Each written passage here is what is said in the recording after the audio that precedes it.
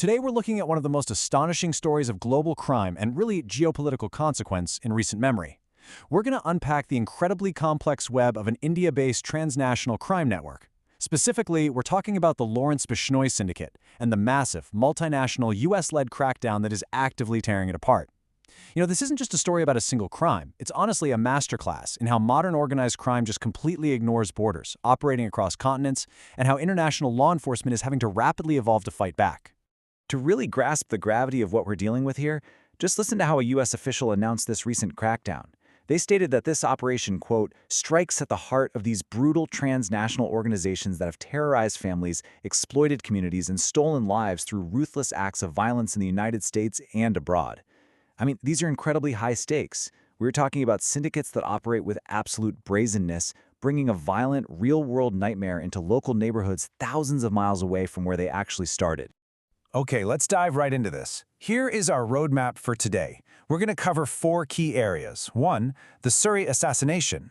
2, a transnational syndicate. 3, the diplomatic fallout. And 4, the U.S. crackdown. Section 1, the Surrey assassination. This right here is the epicenter of the whole story, the spark that eventually lit up this vast network operating in the shadows. Back in June of 2023, a man named Hardeep Singh Nijjar was fatally shot outside of Gurdwara in Surrey, British Columbia. And you might be wondering, who exactly was Nijjar? The context here is absolutely vital. He was born in India, but later became a Canadian citizen. He was a prominent supporter of the Khalistan movement and a very significant Sikh leader in his community. However, at the time of his death, Indian authorities had a drastically different view of him. They had officially declared him a wanted terrorist, and they'd even announced a cash reward for information leading to his arrest. That stark duality is completely crucial to understanding the massive storm that followed his killing. The actual mechanics of this assassination, they are absolutely chilling. I mean, how does a hit ordered from across the globe actually happen in real life? Well, according to U.S. indictments, the operation was orchestrated by jailed Indian gangster Lawrence Bishnoi and his childhood friend Satinderjit Singh. First, Bishnoi planned the whole thing from inside an Indian prison cell, allegedly using smuggled mobile phones. Next, he supplied his co-conspirators on the outside with Nijjar's photograph and multiple physical addresses. And then finally, the fatal shooting actually happens in Canada. Physical borders and even prison walls literally meant nothing to the execution of this plot. Section 2, a transnational criminal syndicate. Now, what's really interesting here is that we have to zoom out for a second. Because the assassination of Nijjar, as shocking as it wasn't some isolated one-off event. It was just one piece of a much larger, highly diversified criminal enterprise. What's truly staggering is the sheer variety of crimes these groups were engaged in. The U.S. Department of Justice unsealed indictments detailing a massive portfolio of illegal activity. We're looking at kidnapping, extortion, racketeering, and firearms trafficking. But they were also heavily involved in the drug trade. Specifically, they were trafficking cocaine and meth in the Los Angeles area. The indictment even details how they boldly stole hundreds of pounds of drugs from rival drug trafficking cartels. They were literally muscling in on established territories and allegedly exploiting relationships with corrupt local officials back in India to target rivals or really anyone they suspected of cooperating with the cops. So, what is the crucial takeaway from all this? It's the real-world impact of that massive rap sheet. FBI officials emphasized that these organizations fueled violence, fear, and instability within Indian origin communities in California and far beyond. Why?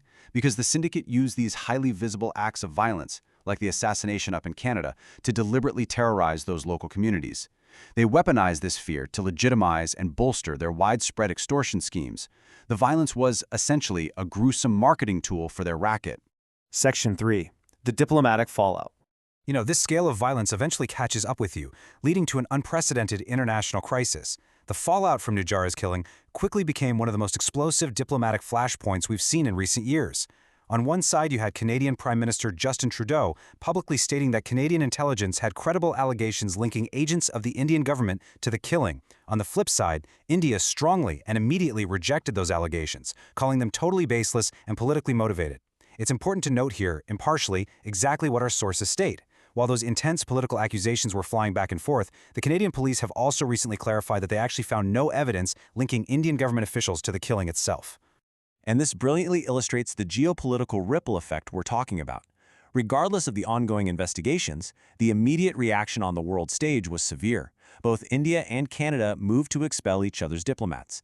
This singular assassination orchestrated by gang leaders sitting in a prison cell, effectively pushed bilateral relations between two major democracies to their lowest point in decades. It just goes to show how criminal syndicates can inadvertently or perhaps very intentionally destabilize international relations. Which brings us to Section 4, the massive U.S. crackdown. With local communities living in terror and international diplomacy basically in tatters, a response was inevitable. And this is where the focus shifts to the coordinated multinational law enforcement takedown designed to dismantle this entire network. Recently, the U.S. Department of Justice unsealed 3 separate indictments. And let's be clear, these weren't thrown together overnight. They are the result of a painstaking, multi-year investigation into these India-based organized crime groups operating right here on North American soil. To give you an idea of the sheer scale here, 37 defendants were officially charged, and they aren't just facing minor infractions. We are talking severe federal charges, including racketeering, extortion, and major drug trafficking. This sweeping response proves for sure that law enforcement wasn't just trying to pick off a few rogue individuals. They were directly targeting the core structure of the syndicate itself. Out of that group charged, approximately 24 defendants were arrested globally in a highly coordinated sweep. This wasn't just localized to one city or even one country. These arrests spanned across the United States, Canada, and Europe, which really reflects the true transnational nature of the Bishnoi gang and all their associates. But bringing it right back down to the local level, 42 search warrants were executed within just the central and eastern districts of California alone. This highlights a really important point. While the syndicate's leadership might have been based half a world away in India, their operational footprint, their physical presence, and the sheer danger they posed were deeply entrenched in local North American neighborhoods. To actually pull off an operation of this magnitude, you need an unprecedented coalition and cross-border cooperation. In the U.S., you've got the FBI, the LAPD, and the Department of Justice. They worked hand-in-hand with the Royal Canadian Mounted Police up in Canada, alongside numerous European law enforcement partners.